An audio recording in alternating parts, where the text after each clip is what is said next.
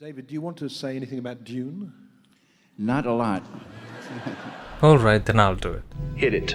Imagine yourself being a filmmaker. I know, easy, right? No, seriously. A famous, accomplished filmmaker. And you had to adapt this brilliant best-selling novel. Rich with fantastical elements and a profound underlying narrative. Traversing through dreams, memory, and reality. Tell me, wouldn't you want to do it?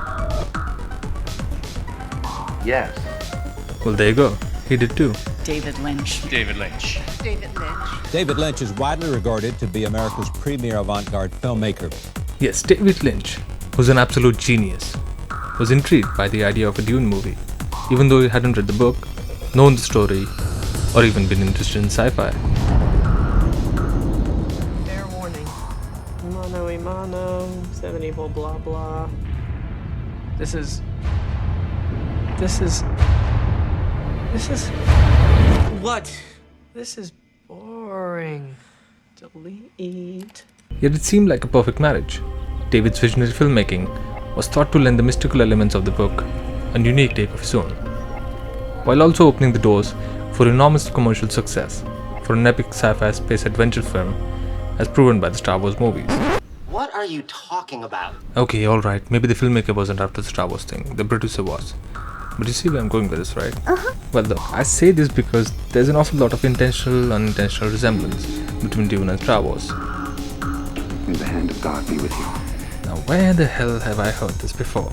May the Force be with you. Of course. May the Force. May the force. May the force. May the force be with you. But alright, that's enough. Take a look at this. This is the opening scene of Star Wars. Directly into the action of the chase, with a seemingly never-ending airship, and this is the important part, with just about a minute of exposition, which now, as you all know, has become an iconic and unique part of the Star Wars movies. Now, Dune also has a similar opening, but it is preceded by a big chunk of clunky exposition, half of which is almost incomprehensible, no matter whether you're watching the theatrical version or the extended cut, which, by the way, is 3 hours long and includes a 9-minute prologue explaining to you what is what, which is basically just voice over some drawings. Even if we keep the Star Wars issue aside, the film just doesn't work. There is no character development whatsoever. They lack depth, and their motivation seems confused. And to twist the knife even further, most of them, even the crucial ones, are mere carriers to deliver exposition. The main action doesn't even start till halfway through the film. Up until then, the movie moves slower than a snail's pace. There are glaring plot holes throughout, and the fight scenes, which by the way are very few, are abruptly abandoned and even forgotten about, which I should tell you is certainly not the case with the book. Speaking of which, the worst crime of the film is its lack of fidelity to the source material, which I admit isn't always a bad thing. And a classic example of that, Stanley Kubrick in The Shining. Everyone thinks everyone other than me thinks The Shining is one of the greatest horror movies ever made. Stanley Kubrick had almost no respect for the original at all, but he did something interesting with it that worked for a number of people. But in case of Dune, the film alters crucial elements like the weirding way, and even the main objective of the book in the ending. And to change the face of Arrakis. And to add insult to injury, there's an awful lot of overacting. What happened?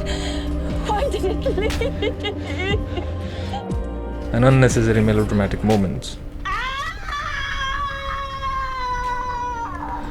that render the movie just insufferable. One has lived with prophecy for so long. The film seems cringeworthy and downright unbearable.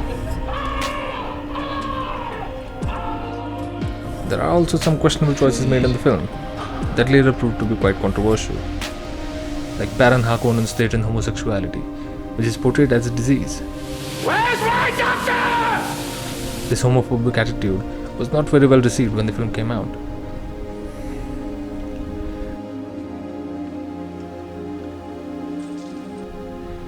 There are some scenes that are supposed to be dramatic, but just end up being unintentionally hilarious.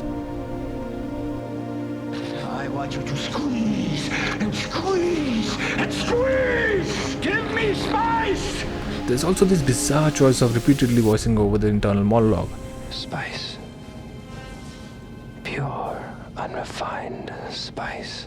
Which, to be honest, only goes to further distract us from a situation, and quite frankly can be a bit annoying at times. Here he is! We've got to go!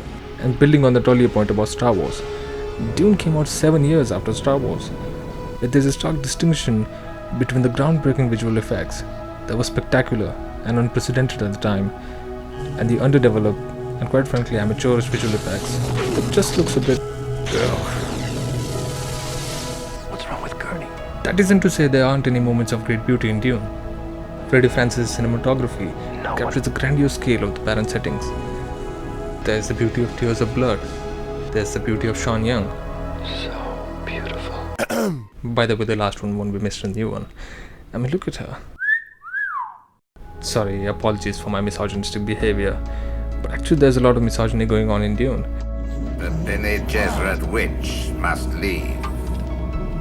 Leave us.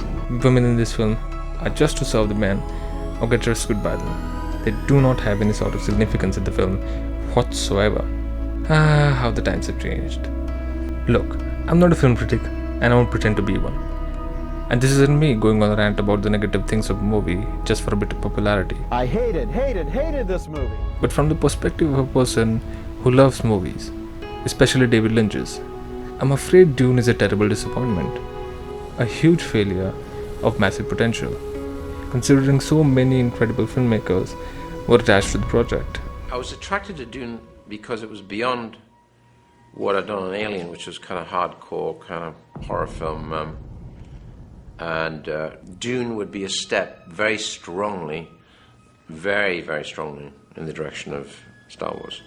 So here we are. After almost 4 decades later, still with no definitive adaptation of this mesmerizing book. The only question remains is that will Denis Villeneuve be able to live the curse of Dune? Will he be able to pull it off?